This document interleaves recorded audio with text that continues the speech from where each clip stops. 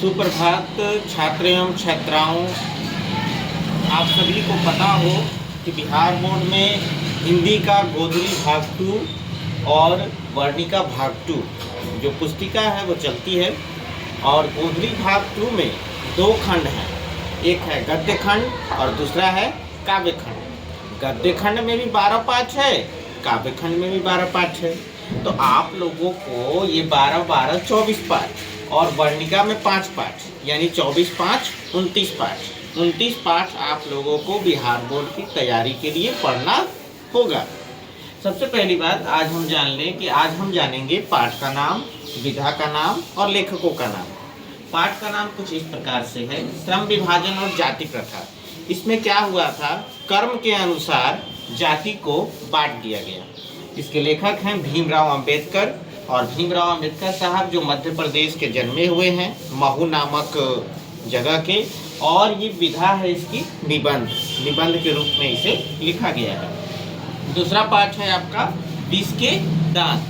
विष के दांत में लेखक हैं नलिन विलोचन शर्मा। इसका मुख्य किरदार जो है सेन साहब हैं, उनकी सेन दंपति यानी कि सेन पत्नी हैं और खोखा है, उनकी 5 बेटियां हैं, सीमा, रजनी, आलोक, शेफाली और आरती। और गिरधर लाल है, उसका बेटा मदन है और उसकी पत्नी है।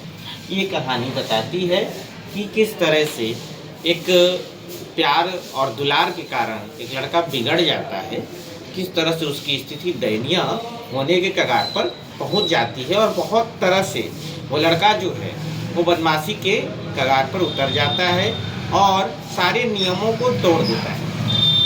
भारत से हम क्या सीखें? भारत से हम क्या सीखें? मैक्स मुलर का लिखा हुआ भाषण है और इस भाषण के द्वारा हमें यह बताया जा रहा है कि भारत में क्या नहीं है। भारत में हर चीज़ है, राजनीति शास्त्र हो, अर्थशास्त्र हो या फिर कोई भी शास्त्र हो, आपको भारत जो है एक संग्रहालय के रूप में, एक प्रयोगशाला के रूप में अवश्य मिल जाएगा। अगला है नाखून क्यों बढ़ते हैं।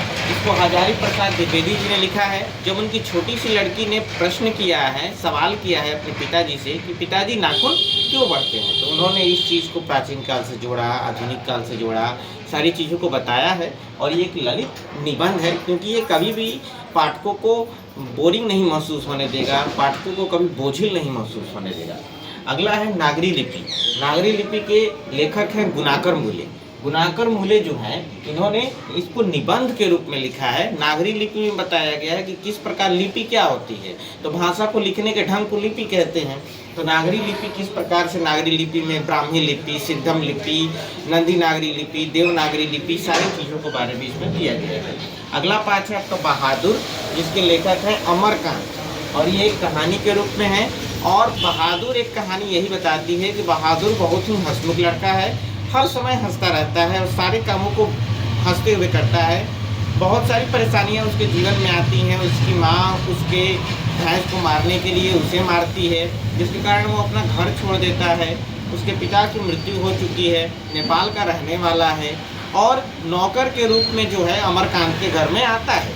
लेकिन अमरकांत के घर का एक सदस्य बन जाता है। निर्मला उसे अपने बच्चे की तरह प्यार करती है, लेकिन किशोर उसे गालियाँ देता है। अंत में रिश्तेदार आते हैं रविवार के दिन, तो होता क्या है कि 11 रुपए की चोरी का इल्ज़ाम रिश्तेदारों के द्वारा बहादुर पर लगा दिया जाता है। इससे बहादुर को आत्मसम्मान को ठेस तो उतनी नहीं लगती है, लेकिन जब अमरकांत उसे एक थाप जड़ देता है, मार देता है एक थाप, तो उसे जो है आत्मसम्मान को ठेस पहुंचता है और वो घर छोड़कर चला जाता है। ये कहानी हमें ये बताती है कि आत्मसम्मान ही सबसे बड़ा स्वाभिमान है, श्रृंगार है। आगे है परंपरा का मूल्यांकन। इसके लेखक हैं रामविलास शर्मा जी। इन्होंने निबंध के रूप में इसे प्रस्तुत किया है, जिसमें बताया है कि साहित्य की जो रुचि वाले हैं, साहित्य में रुचि लेने वाले हैं, उन्हें जरूर ही इसका परंपरा का मूल्यांकन का ज्ञान होना चाहिए, साहित्य के इतिहास का ज्ञान होना चाहिए। अगला पाठ है जित जित मैं निरखत हूँ, जिसके लेखक पंडित बिरजू महाराज हैं और ये साक्षात्कार के रूप में, साक्षात्कार अर्थात इंटरव्यू के रूप में इसे प्रस्तुत किया गया है, जिसमें रश्मि बाजपेयी ने क्या किया है, इनका इंटरव्यू लिया है। रश्मि बाजपेयी इनकी छात्रा रह चुकी हैं और इन्होंने अपने गुरुजी से ही इंटरव्यू लिया है, साक्षात्कार लिया है। अगला पाठ है आविनेरो। आविनव पाठ के लेखक हैं अशोक वाजपेयी जी। अशोक वाजपेयी जी ने इसे निबंध के रूप में यहाँ प्रस्तुत किया है। आविनव दक्षिणी फ्रांस का एक शहर है, जगह है, और ये रोन नदी के किनारे बसा हुआ है।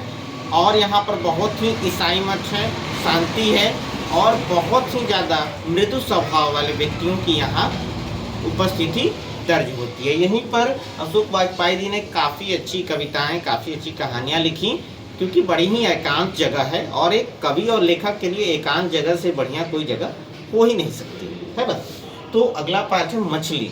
मछली पाठ के लेखक है विनोद कुमार शुक्ल जी। विनोद कुमार शुक्ल जी ने कहानी के रूप में इसे प्रस्तुत किया है। मछली पाठ में क्या बताया गया है, मछली में जो है एक संतू नाम का लड़का रहता है जो मछली को पालना चाहता है, लेकिन उसके पिताजी मछली को खाने के लिए, है ना, बेकरार रहते हैं। इसमें ये बताया गया है कि देखिए, विनोद कुमार शुक्ल ने एक मछली को एक जरिया बनाया है ये बताने के लिए कि किस प्रकार कुछ लोग मछली को पालना चाहते हैं, कुछ लोग उसे मांसाहार के रूप में सेवन करना चाहते हैं। बता दें कि अभी हाल ही फिलहाल में विनोद कुमार शुक्ल जी को 59वां ज्ञानपीठ पुरस्कार प्रदान किया गया है। बड़े ही हर्ष की बात है कि हिंदी साहित्य जगत में विनोद कुमार शुक्ल जी को एक ऐसा पुरस्कार दिया जाएगा जो कि ज्ञानपीठ पुरस्कार के रूप में जाना जाता है, और हिंदी जगत में ये सबसे बड़ी बात है। ऐसे ही जानकारियों को जानने के लिए बने रहिए हमारे साथ। बहुत बहुत धन्यवाद।